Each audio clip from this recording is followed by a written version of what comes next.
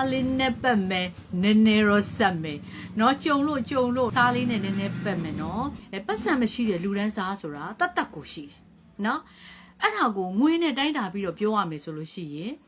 ဆင်းရဲတာနဲ့ချမ်းသာတာပေါ့ငွေနဲ့တိုင်းတာပြီးတော့ပြောတာเนาะကြံတာကိုမပြောသေးဘူးဒီဆင်းရဲခြင်းချမ်းသာခြင်းဆိုတဲ့ဥစ္စာမှာတိုင်းနဲ့ပြီးတယ်နေအများကြီးရှိပါတယ်အခုကငွေတစ်ခုတည်းနဲ့ပဲပြောမယ်ငွေရှိတဲ့ဥစ္စာကိုချမ်းသာတယ်ငွေမရှိရင်ဆင်းရဲတယ်ဆိုပြီးကမှတတ်မှတ်မယ်ဆိုရင်အဲ့ဒီငွေရှိဖို့ကိုအလုံးမလုံးချင်လို့ဆင်းရဲပါတယ်ဆိုတဲ့ဥစ္စာကိုပျော်ကြီးခံယူနေတဲ့အုပ်စုရှိတယ်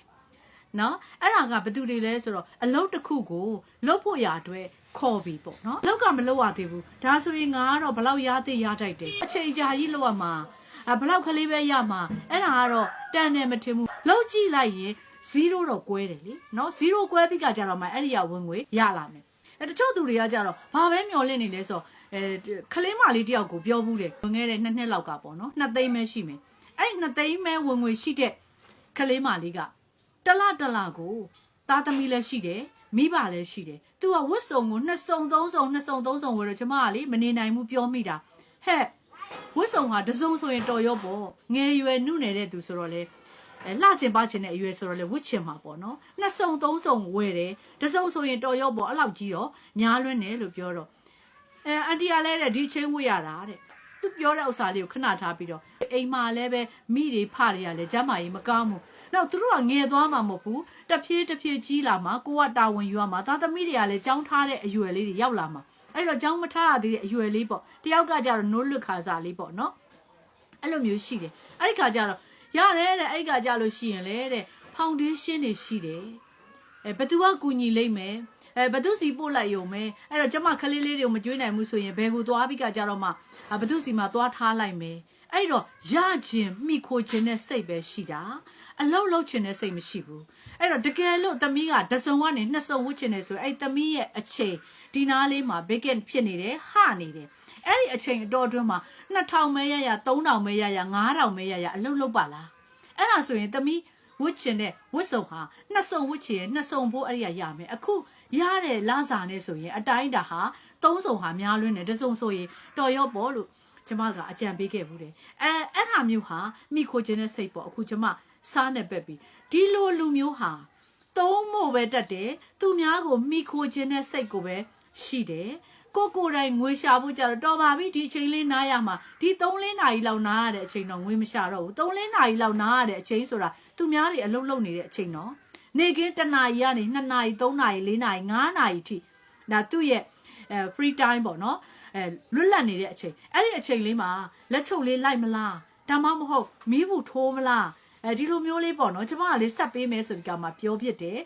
်တော့စူလဲစူဖြစ်တယ်စူလွယ်လဲရတော့အဲ့ဒီမှာသူကနည်းနည်းတော့အတိတရားတော့ရသွားပါတယ်ဒါပေမဲ့မလုပ်ဖြစ်ဘူးပေါ့နော်မလုပ်ဖြစ်ဘူးအဲ့တော့ကျမတို့တွေဟာကျမရဲ့သားသမီးအရွယ်တူမအရွယ်ညီမအရွယ်တွေကိုလည်းပြောချင်ပါတယ်နော်အဲ့တော့အမြဲတမ်းအလုံးလုံးနေမှာဝင်ငွေဆိုတာရှိမှာ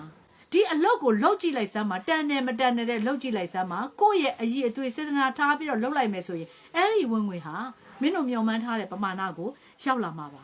နံပါတ်1ပြောချင်တာကတော့ဒီလိုအလုပ်လုပ်လို့ရလာတဲ့ငွေကိုရ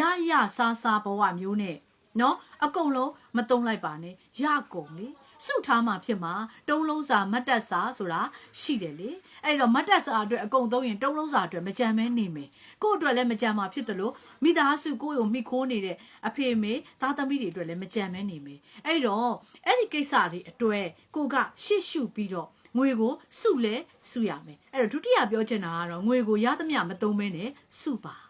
နောက်ပြီးတော့ရတာပေါ့အဲ့ဒီဥစ္စာတွေကိုတတိယပြောချင်တာသူများကိုမိခိုးစိတ်မမွေးနဲ့မိခိုးစိတ်မွေးတယ်ဆိုလို့ရှိရင်အမြဲတမ်းမိခိုးခြင်းနေတော့တာဘယ်တော့မှလက်မထောင်နိုင်တဲ့သူဖြစ်လာမှာမဟုတ်ဘူးအဲ့တော့ငါကိုယ်တိုင်အတွက်ကို confidence ရှိနေတာလေငါမှာဟိုနားလေးမှာစုဆောင်းထားတဲ့ငွေဘယ်လောက်ရှိတယ်စုဆောင်းထားတဲ့ရွှေဘယ်လောက်ရှိတယ်ငါမှာအမာခံဘယ်လောက်ရှိတယ်အဖေများနေမကောင်းဖြစ်ခဲ့ရင်သားသမီးလေးများကြောင်းထားခဲ့ရရင်ငါမှာအဲ့ဒါကတော့ပူစရာမလိုဘူးဆိုတဲ့ဟာမျိုးပေါ့နော်အဲ့ဒါလိုမျိုးကိုယ့်ရဲ့လုံခြုံမှုစိတ်လုံခြုံမှုရှိတယ်ဆိုရင်ကိုယ့်မှာကျန်းမာနေတယ်စိတ်လည်းချမ်းသာနေတယ်အဲ့ကကြတော့မှချမ်းသာမှုအစစ်ကိုရမှာပါဒါကြောင့်မလို့ကျမအခုပြောလိုက်တဲ့စကားဒီအချို့တွ